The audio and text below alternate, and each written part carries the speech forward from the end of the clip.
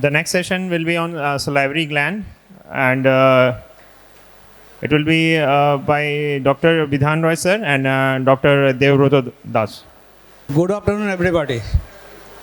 Okay, now I welcome you to a little bit less important and more boring topics, that is salivary gland. Actually, if I try to discuss about salivary gland, at first the question comes, what is the commonest mode of presentation of a salivary gland disease? Can anyone help? What is the commonest mode of presentation of a salivary gland disease? In your practice, in your exam, what do you expect?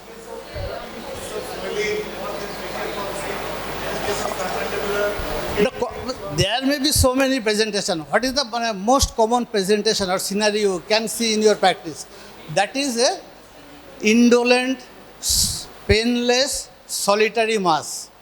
Indolent, painless, solitary mass in the parotid region. So if you get this thing, the next task comes as how to assess the disease and how to manage the disease. First of all, how to assess that this is a parotid swelling? Can anyone help? How to assess that this is a parotid swelling and nothing else? So for that, we have to know the surface marking of the parotid gland or the anatomical position of the parotid gland.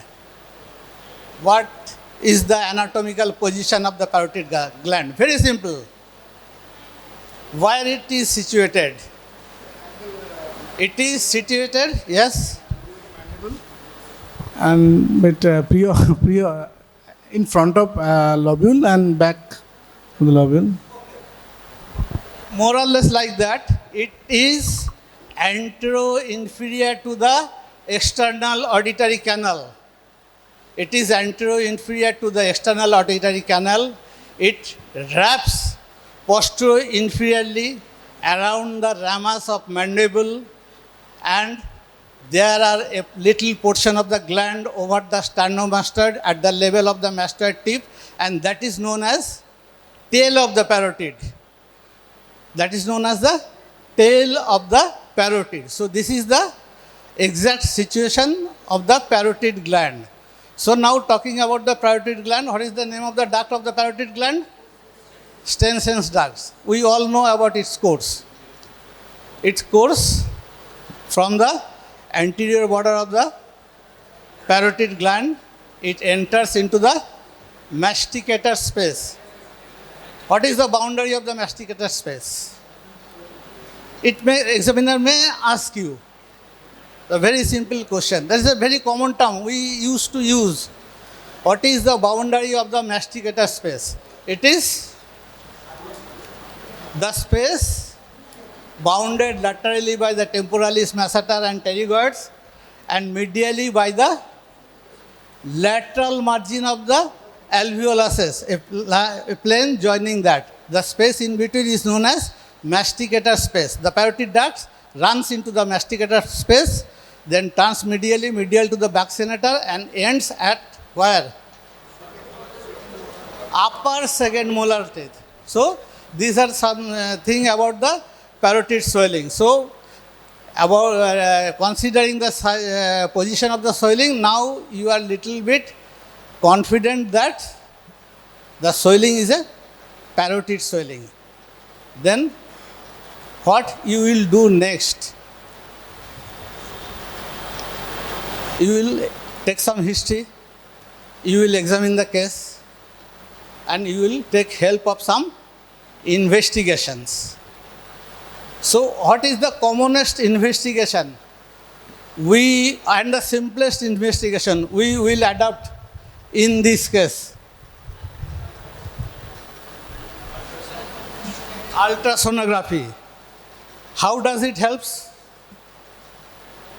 How A sonography with ultrasonic rays helps in this case. Yeah, anyone?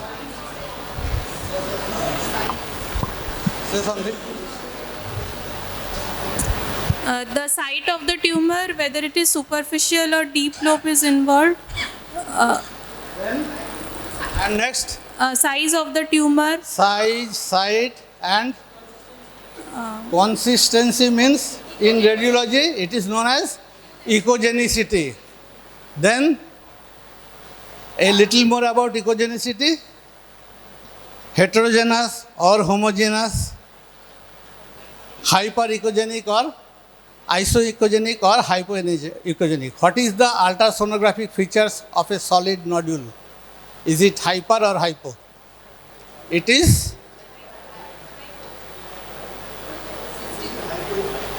always hypo. Or it is always hypo.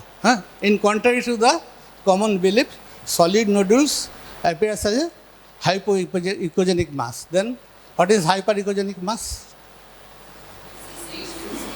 Cystic. And admixture of the both two are there. So USG can help to establish your clinical suspicion that it is a parotid mass. It is extend up to that level.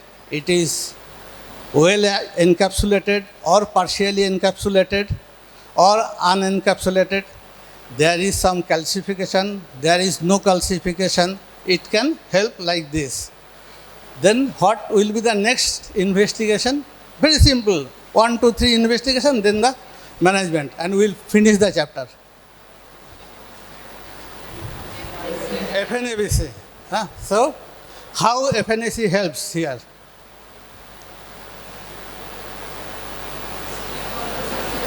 What is the basic help we get from FNAC?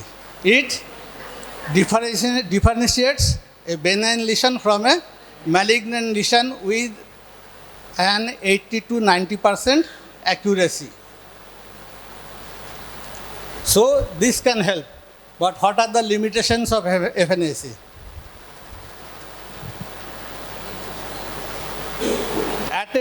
At many times, it may be inconclusive. There may be scanty aspirate. Even some says that it may cause some seeding of the tumor cells. Okay.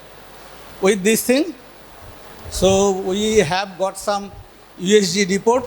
In that upper left case, we have got some FNAC report, and probably it is a case of pleomorphic adenoma of the parotid gland. So what will be the next modality of treatment?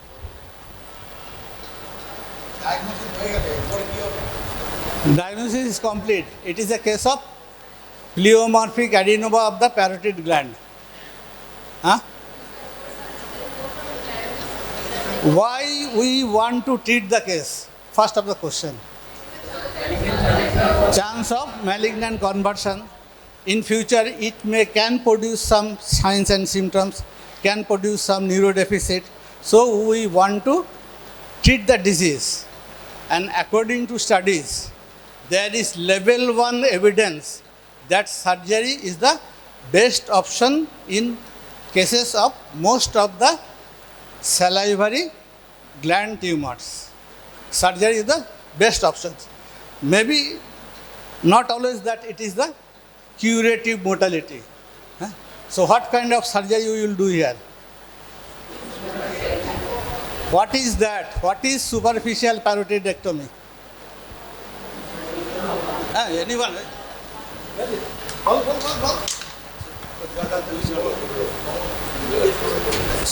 We resect the parotid tissue superficial lying superficial to we resect the parotid tissue lying superficial to the parotid nerve facial nerve, and we that is Facial venous plane. facial venous plane. So what is facial venous plane? Any other name? Facial venous plane of Patty. But then comes the question. তুই নিজেই question invite করে নিয়েছিস. What is the relation between the retromandibular vein and facial nerve? Which one is medial and which one is lateral? Always it is that retromandibular vein is medial to the facial nerve.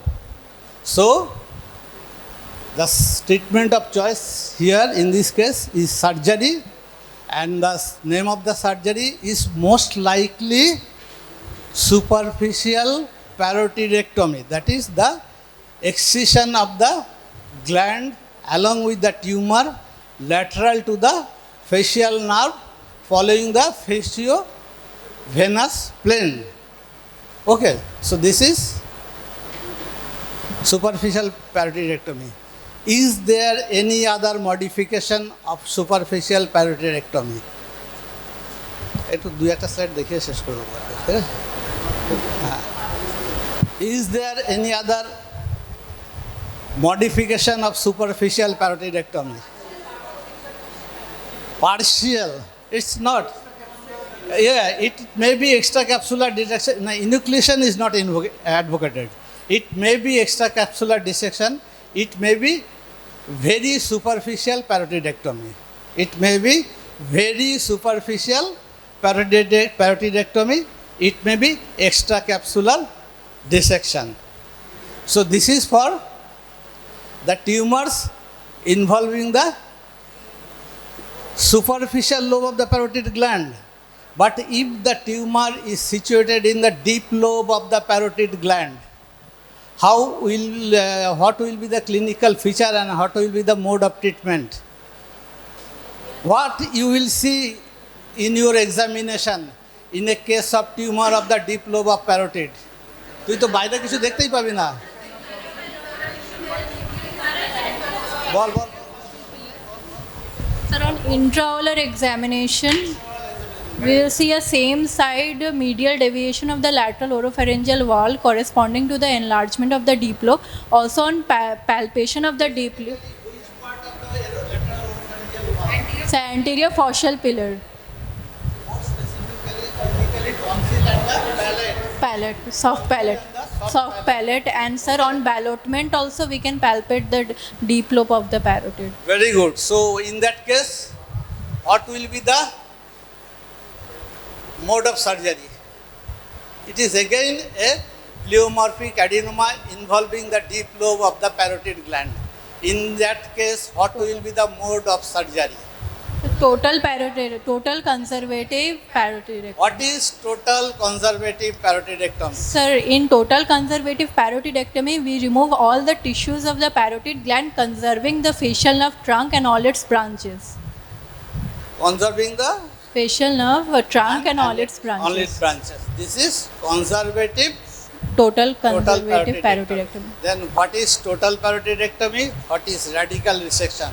Next comes this is the another mode of surgeries. What is total parotirectomy? So And when we practice it? So if we see that the tumor is majorly involving the facial nerve, sir. Okay. So where what we is, can't find a resectable then margin. what is total parotirectomy? Sir, where we can't find the margin to remove the tumor. What is total parotirectomy? So it is a surgical procedure of removing all the tissues of the parotid gland, including the involving facial part of the facial nerve or its branches. Then what is radical resection? So radical Very resection, simply, so mandible, resecting the surrounding parts. like Maybe mandible, zygoma, mandible, zygoma. part of the external auditory Zygoma. canal. Okay, so these are the surgeries related to the parotid gland tumor. So what is the peculiarity in case of parotid gland tumor? আমি স্লাইডে পরে যাব, ওগুলো useless. Parotid gland tumor may be a benign one, may be a malignant one. What are the challenges and peculiarities? So first of all, the morphology is very different. Like when we take a FNSC, the chance of morphologically we can find different pathology in different site of the gland, maybe different part of the gland. First.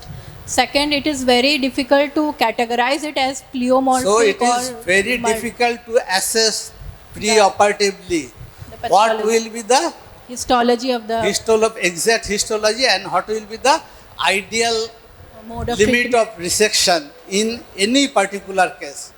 Number one. Number two, they are prone to recurrence. They are famous for their recurrences. Number three, Intimate relationship with the facial. intimate relationship of the facial nerve. And number four, actually the classical T classifications doesn't work much here. It is purely based on histological grading. It is purely based on histological grading. So, what is the treatment of recurrent priority tumor? Again, So it will so depend upon I have dissected the case. And what is the expected time period between I have done a incomplete surgery here in that upper left case. I have done an incomplete surgery. So the tumor will recur again. so more than a decade, sir. So it is decades. Maybe in my lifetime I will not see the The recurrence. recurrence. This is the peculiarity, and this gives surgeons a great deal of Advantage. satisfaction. Great deal of satisfaction, which is not the reality. So recurrences are there. Recurrences are there, and we have to treat the recurrences. What is the modality of treatment of recurrent parotid tumor? So depend upon what surgery we did in the first time. How we will get that? It was done 12 years ago, and patient has lost all the papers. We'll start again with the ultrasonography and the. Okay, find before the that, you start again assessing the function of the facial Facial nerve. nerves. You start again assessing the paresthesia around the ear lobule. Carotid region. What does that indicate? Paresthesia around the ear lobule. What Greater does, auricular nerve involved.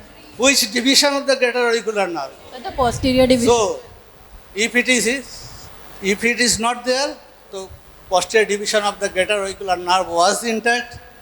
If it is there, it was handled during the surgery. So, number one, facial nerve function. Number two, paresthesia around the ear lobule. And number three, if you can see the scar, that will give some hints about the previous surgery. Ultrasonography will not work here. What is the best imaging modality in case? MRI, sir. MRI is the best imaging modality in case of recurrent parotid tumors. So you have assessed the recurrent Facial nerve. tumors. You have assessed facial nerve function clinically, everything. You have assessed the tumor with the help of MRI. Probably it is a unifocal, or at times it may be multifocal in origin. Okay. So in case of unifocal recurrence, what will be your modality of treatment? আমি আর slide বলবো না, তুই slide বলে this, তাই তো? এখানে শেষ করো। তো বল, ইউনিফোকালে সার্জারি করা যেতে পারে, কখন করা যাবে না? এগেইন বল। এমআরআই যদি ফেসিয়াল নার্ভ ইনভলভমেন্ট আমরা দেখতে পাই আর কি, সেকেন্ড থিং। আর মাল্টিফোকালে ট্রিটমেন্ট মডালিটি কি? Mostly radiotherapy, but actually historically it was known that salivary gland tumors do not respond to radiotherapy. But very recently it has been seen that at some cases it works well to arrest the disease progression for at least for some times, when surgery is not advisable or when surgery is not possible. Is there any role of chemotherapy?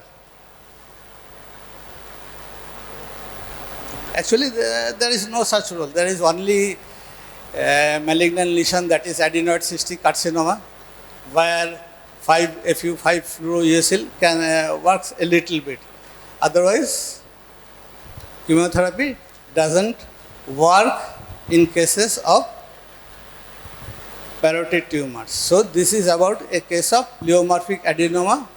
Mostly the same principles of assessing the tumor and managing the tumor works for malignant group of also. So what is the commonest benign tumor of the salivary glands? That is pleomorphic adenoma. Next, Wardens. What is the other name of Wardens? The commonest one is adenolymphoma. So there is two terms. One is adeno, another is lymph. So, it comprises. But now, so from the nomenclature, what is the peculiarity? Where we can see the Wardens tumor? One or two words. Where? In which salivary gland? Why? Why not in the other glands? Parotid gland is the only gland which contains several lymph nodes and lymphoid tissues. So, Warden tumors are mostly or solely seen in the parotid glands. And it is the most commonly involved, what she has said, the tumor which involved bilaterally. Bilateral parotid tumor, in one word, is probably Warden's tumor. Next may be actinic cell carcinoma. So it has also great relationship with smoking. Why? Once upon a time, the male-female ratio was 10:1. 10 male, 1 female. Now it has come down to 1.2:1. 1.2 male, 1 female. That is because of increased incidence of smoking among our female population. So these two are the most common benign tumors. So what are the most common malignant tumors? Mucoepidermoid carcinoma. Next, adenoid cystic carcinoma, carcinoma X pleomorphic adenoma, and squamous cell carcinoma. One or two words to say about squamous cell carcinoma of the parotid gland. At many times, it is a misdiagnosed tumor. Either it is a metastatic lesion from other primary, or it is a high-grade mucoepidermoid carcinoma. So, whenever we are histologically grading a tumor as squamous cell carcinoma, there may be three types. True squamous cell carcinoma, metastatic lesion from primary at some other site, and a misdiagnosed high-grade mucoepidermoid carcinoma. So these are the malignant tumors. There are some complications of surgery. Dr. Devbrata Das will tell that. There are some limitations of FNEC, sialography, sialoendoscopy. He will take out. So what are the common causes of bilateral parotid swelling? Non-neoplastic. Non-neoplastic.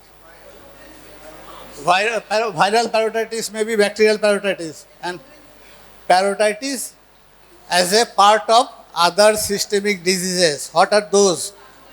Sarcoidosis, Sjogren's syndrome,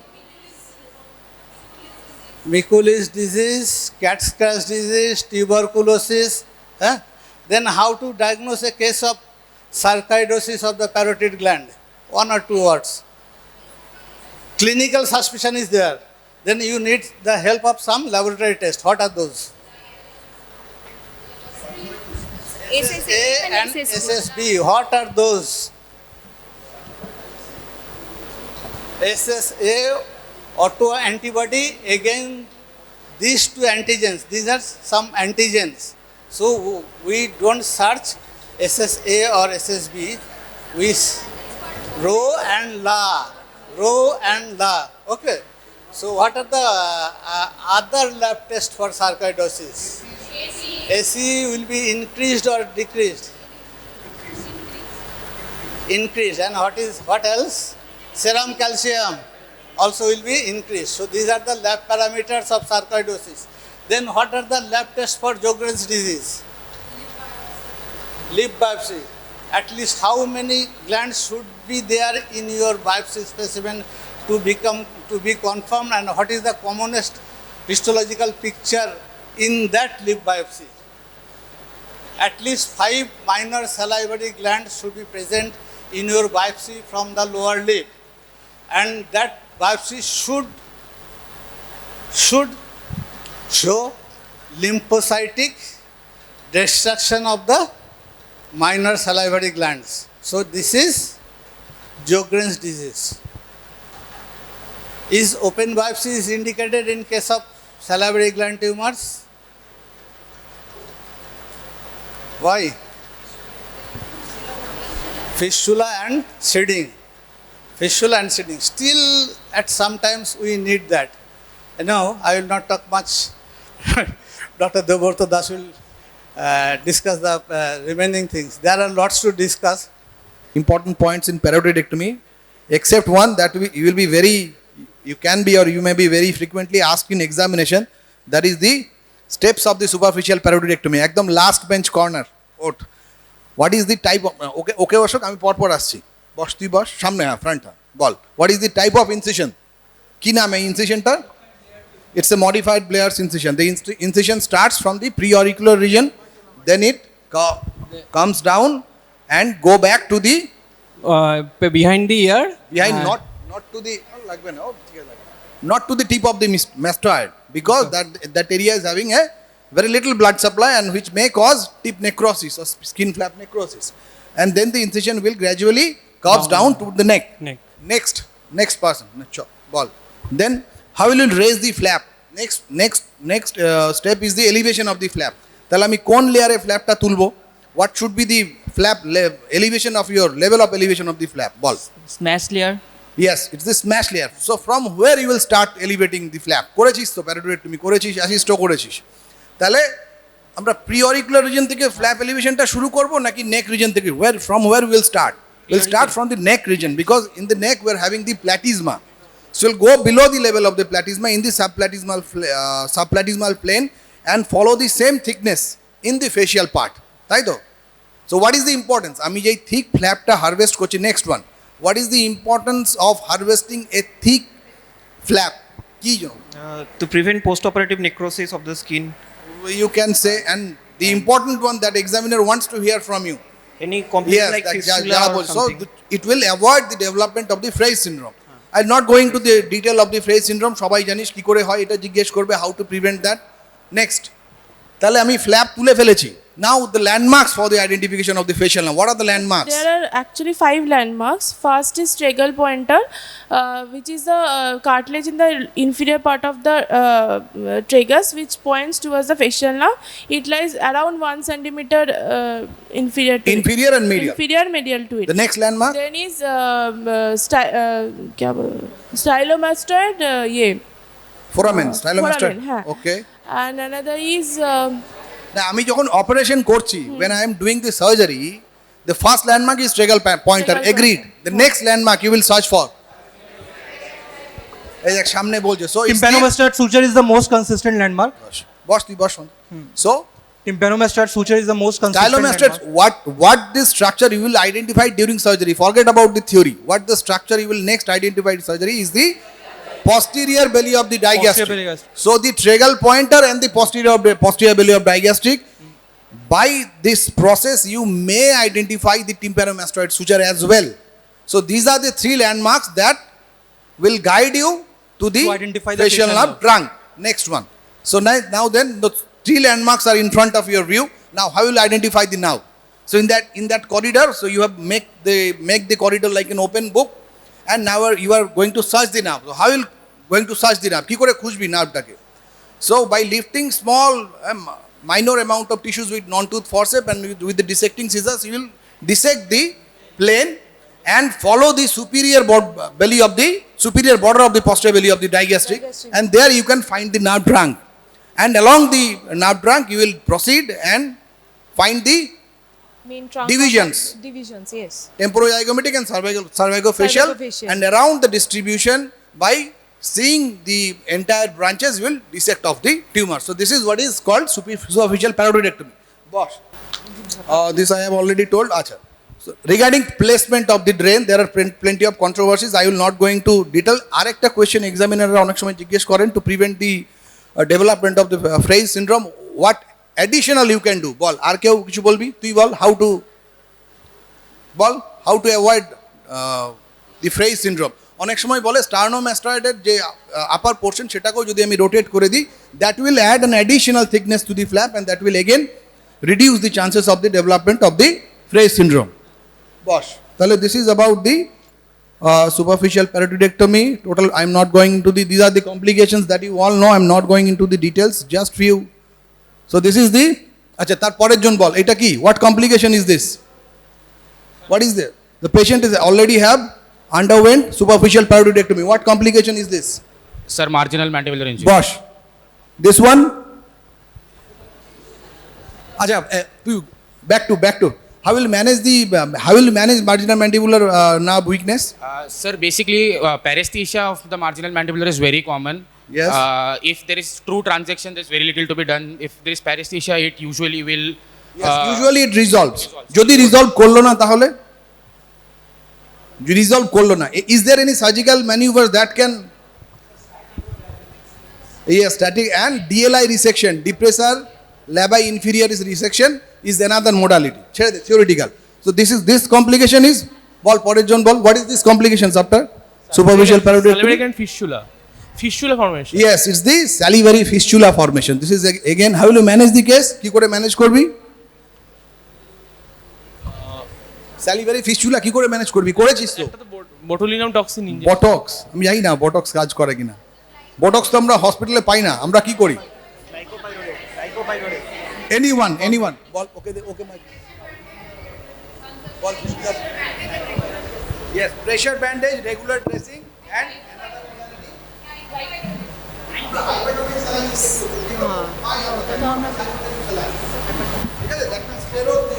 will accelerate the healing. Achha, so what is this complication? Post-operative flap necrosis. Yes, that I already told about the sparse blood supply and all that. How will you manage this case? কি করে manage করবি? কিছু করবি?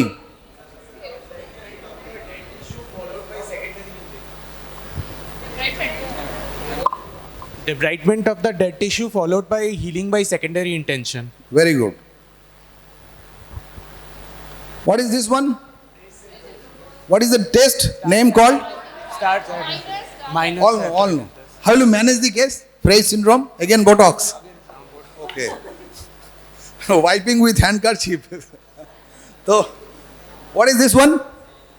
Seroma. So, aspiration you all know.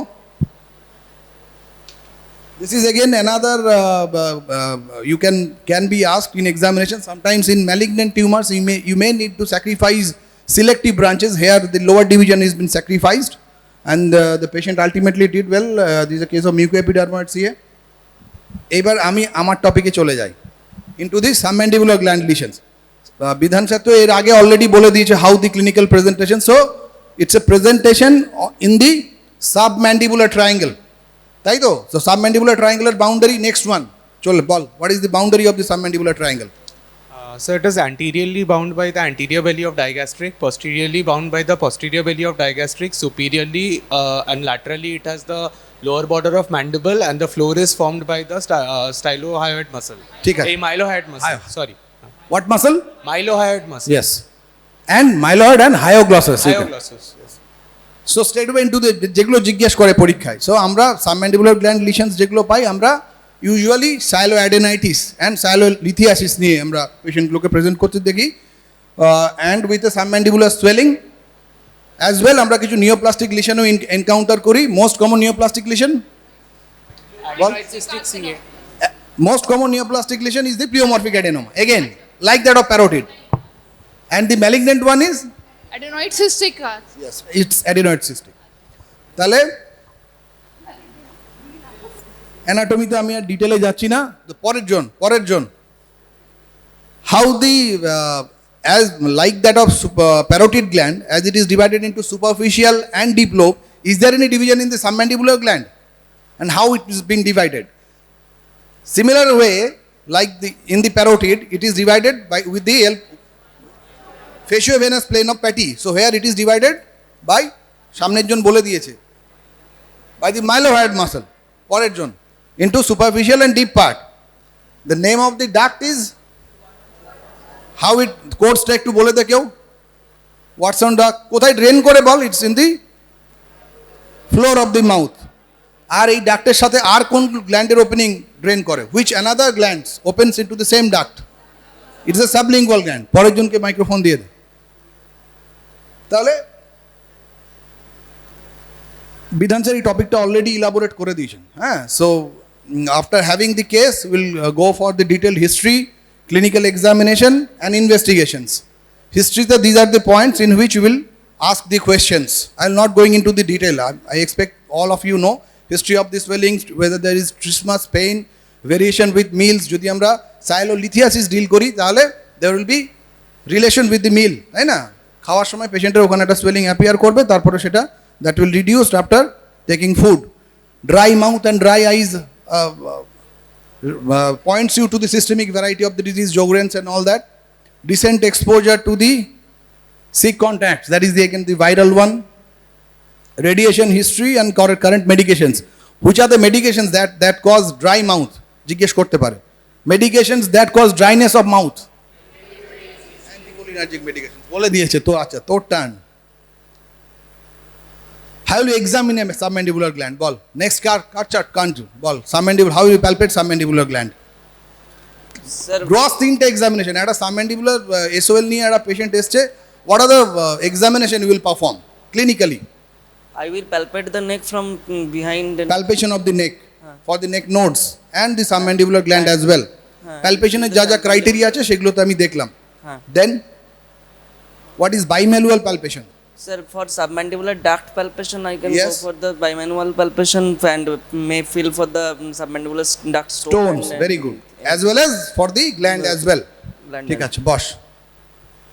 তাহলে আমরা cervical lymph nodes দেখলাম and bimanual palpation for the cervical for the duct stone and the gland itself. These are the investigation modalities that has already been described. So the common investigation for the sialolithiasis we performed are the sorry. What is the name of the? পরের জন। It is the occlusal view. তাহলে what are the disadvantages? এই occlusal view তে usually আমরা radio opaque stone দেখতে পাই. What are the disadvantages of? Most of the stones are radiolucent. What are the advantages of this? Disadvantages of this occlusal view. কি কোন ক্ষেত্রে আমি এটা করে স্টোন ডিটেক্ট করতে পারবো না? লেখা আছে, দেখে বল। Very small stones are missed and so the intraglandular stones, very small stones, and the radiolucent stones. These are the stones that cannot be picked up by the occlusal view. Next, CT scan কখন করব?